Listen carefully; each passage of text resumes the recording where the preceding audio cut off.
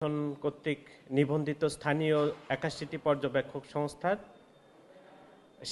সিংহভাগ সংস্থা 52টি সংস্থা নিয়ে গঠিত।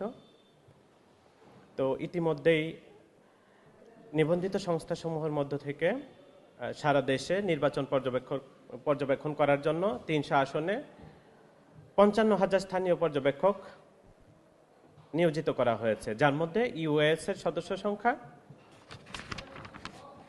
36,310 জন। তো ইতিমধ্যেই যেহেতু ইউএস এর সদস্য সংস্থাসমূহের পর্যবেক্ষকবৃন্দ অলরেডি সারা দেশে 300 কনস্টিটিউশনে নিয়োজিত আছেন, তাদের কাছ থেকে আমরা প্রাক নির্বাচনী পরিবেশ সম্পর্কিত কিছু তথ্য আমাদের কাছে এসেছে, আমরা সেটা আপনাদের মাধ্যমে দেশবাসীর কাছে জানিয়ে দিতে যাচ্ছি।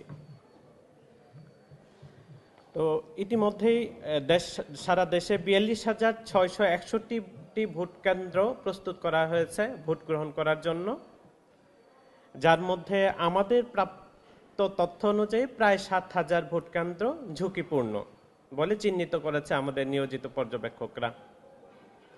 ঢাকা জেলায় ঝুঁকিপূর্ণ কেন্দ্রের সংখ্যা 103টি বলে জানিয়েছে আমাদের নিয়োজিত পর্যবেক্ষকরা। আর নির্বাচনী পরিবেশ সম্পর্কিত যে তথ্য আমাদের কাছে আছে সেটা হলো যে যথারীতি যারা শক্তিশালী প্রার্থী তাদের আচরণবিধি লঙ্ঘনের অভিযোগ বেশি পরিলক্ষিত হচ্ছে। শক্তিশালী প্রার্থীদের প্রতি, শক্তিশালী রাজনৈতিক দলদের প্রতি ইসির নমনীয়তাও লক্ষণীয়, আসলে সেটা ইসিও বিভিন্নভাবে স্বীকার করেছেন।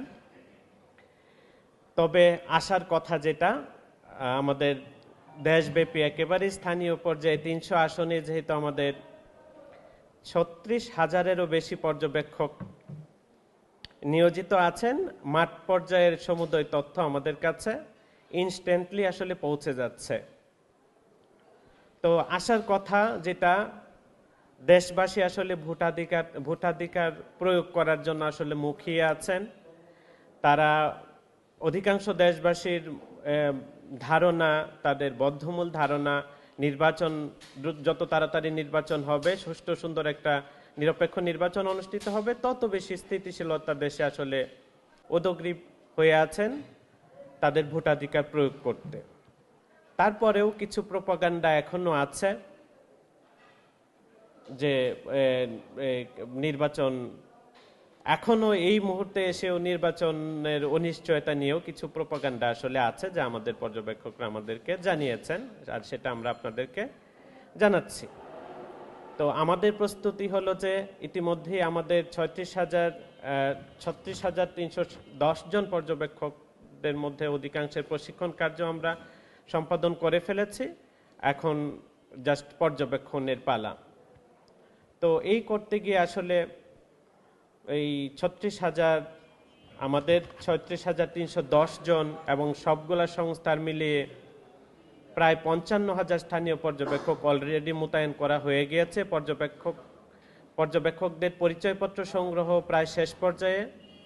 নির্বাচন কমিশন থেকে কেন্দ্রীয় পর্যবেক্ষক পরিচয়পত্র, গাড়ির স্টিকার এবং ঢাকার আসনগুলোর পরিচয়পত্র খুব সহজেই আসলে নেওয়া যাচ্ছেও, যদিও ইসি এই পরিচয়পত্রর ইস্যুতে শুরুতে অনলাইনের জন্য নির্দেশনা দিয়েছিল। আমরা অনেক কষ্ট করে অনলাইনে রাত জেগে ওই সার্ভার ক্র্যাক করেছে, ডাউন হয়ে গিয়েছে, পর্যবেক্ষক সংস্থাগুলো সাবমিট করেছে, তারপর আবার একেবারেই সার্ভার চলে যাওয়াতে তারা অফলাইনের সুযোগটা দিয়েছে, এখন অবধি কালেকশন চলছে। কিন্তু স্থানীয় পর্যায়ে আমরা এখনো সংস্থাগুলো থেকে বেশ আপত্তি পাচ্ছি যে ওই পর্যবেক্ষকদের পরিচয়পত্র, গাড়ির স্টিকার আসলে সংগ্রহ করতে গিয়ে তাদের হয়রানির শিকার হতে হচ্ছে। আমরা আশা করব খুব দ্রুতই এই সমস্যাগুলোর সমাধান হবে। পর্যবেক্ষকদের পরিচয়পত্র প্রদান সহ নিরাপত্তা সহ সার্বিক ইস্যুতে ইসি এবং প্রশাসনের সবাই আসলে সোচ্চার থাকবেন এবং এই সর্বোচ্চ সহযোগিতার নিদর্শন তারা আসলে প্রদর্শন করবেন। আপনারা ইলেকট্রিক এবং প্রিন্ট মিডিয়ার প্রতিনিধিরা, সাংবাদিক বৃন্দ, সম্মানিত সাংবাদিক বৃন্দ, ইতিমধ্যেই বিভিন্ন সংস্থা নিয়ে আপনারা বিভিন্ন রকম প্রতিবেদন আসলে প্রচার করেছেন ইতিমধ্যেই, যেটা ভাইরালও হয়েছে। বেশ কিছু সংস্থা নিয়ে তারা অনেক পর্যবেক্ষক সক্ষমতার বাইরে গিয়ে অনেক পর্যবেক্ষক তালিকা জমা দিয়েছেন বলেও আপনারা সংবাদ প্রচার করে যাচ্ছেন। আপনাদের প্রতি আমাদের আর একটু এটা নিশ্চয়ই সাধুবাদ পাবার কথা, কারণ আপনারা সমাজের দর্পণ, বৈসাদৃশ্যগুলা আপনারা তুলে ধরবেন, এইটাই নিয়ম, এটাই আমরাও চাই। তো এই যে দেশব্যাপী 81টি সংস্থার 55,000 পর্যবেক্ষক মোতায়েন করা হয়েছে, যার মধ্যে আমাদের অ্যালায়েন্সের 36,310 জন। এই যে এতগুলা পর্যবেক্ষক, এরা নির্বাচনের পূর্বের দিন, নির্বাচনের দিন, তারপর দিন তারা পর্যবেক্ষণ করবেন নিজ আসনের বাইরে। তাদের এই যে যাতায়াত, তাদের যে খাবার, এই খরচটা কিভাবে তারা বহন করবে সংস্থাগুলো? এই সংস্থান কোত্থেকে হবে? তো এটা আসলে উচিত কিনা, এদের একটা সুনির্দিষ্ট নীতিমালা থাকা উচিত কিনা যে এই পর্যবেক্ষক সংস্থাগুলা নির্বাচন, জাতীয় নির্বাচন বলেন, স্থানীয় নির্বাচন বলেন, নির্বাচন নিয়ে কথা বলতে গেলে জাস্ট কয়েকটা কম্পোনেন্টেই তো আসে। একটা হলো নির্বাচন, প্রার্থী, ভোটার, গণমাধ্যম কর্মী, সংবাদকর্মী, আইন শৃঙ্খলা বাহিনী, নিয়োজিত ভোট গ্রহণ নিয়োজিত সরকারি বেসরকারি কর্মকর্তা কর্মচারীবৃন্দ এবং পর্যবেক্ষক।